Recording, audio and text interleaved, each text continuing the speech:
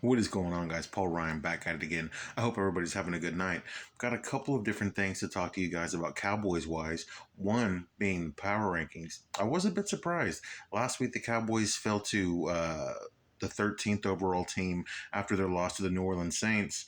This week, after their loss to the Baltimore Ravens, they only fall 3 spots. They are now the 16th ranked team in the NFL. I thought they might fall to 20 or maybe even outside the top 20 just because of having back to back losses and the way they lost, kind of embarrassing losses. So it was nice to see them still inside the top 20. I know that they've got I don't know. I mean, at one point I thought that they had a top 20 roster. I mean, I think it's still fair to say when you think about the superstars that we have, that we have a top 20 roster, but you could, I don't know, I can see both sides of that argument. If you really want to dissect this Cowboys roster, we won't do that tonight, but that has been a topic of discussion, talking about the talent or lack thereof on this Cowboys team. Number two, some Cowboys dealing with some injuries in their secondary. Caelen Carson, man, he's not going to be, or he's doubtful. And Marquise Bell. I know Marquise Bell hasn't really played too many starter snaps. I don't have the number off the top of my head, but just losing both of those guys, man, it's never fun, right? Especially Carson, who's been a regular, starter since Deron Bland's been out.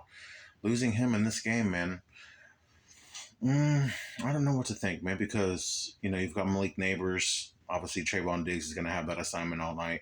And then you've got Wan'Dale Robinson, who is a slot guy, which Jordan Lewis, feel confident in him doing that. But now with Carson being out, you've got Jordan Lewis, who's going to be playing on the outside. And then in three wide receiver sets, it's either going to be Andrew Booth or my pet cat, my guy, Israel Mukuamu. And while both of them are experienced, not neither one of them have really played that much. And I'm not really sure what to think, only because of how the Cowboys have been playing. And, especially when you look about the way that the Giants have been playing better lately, especially on offense. This is going to be an interesting game, man. I know on the pod I'm on record saying that I didn't think the Cowboys are going to win this game. I don't feel that much better about it. I know that the Giants are also dealing with some injuries with Adoree Jackson. And there was another secondary piece, forgive me for not remembering his name. And then Darius Slayton, who was an outside receiver, kind of a speedster guy, somebody I was a bit concerned with. What we saw what Rashid Shaheed was able to do against the Cowboys defense. And, Darius Slayton, he can do the same thing. Maybe to not that magnitude, but, pretty close. So them losing that weapon is kind of a bit of a blessing for the Cowboys defense, right? But they've also got Jalen Hyatt, who could be a sneaky guy to, for all my fantasy guys up there, if you're looking for somewhat of a dart throw, could be a sneaky add this week, a sneaky flex play this week, if you play fantasy. But yeah, the game is tomorrow. I'm nervous about it. Cowboys obviously desperately need a win.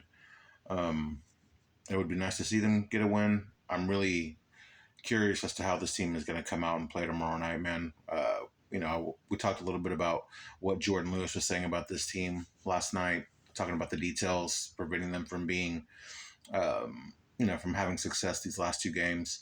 And then I started to read an article by Skywalker Steele from A to Z Sports. He covers the Dallas Cowboys, talking about how the coaching staff is holding back this team. And well, I think it's obvious that they are doing that. I mean, I think anybody who's been watching the games can see that the scheme and how the personnel is being used and all those things has been an issue these last 2 weeks.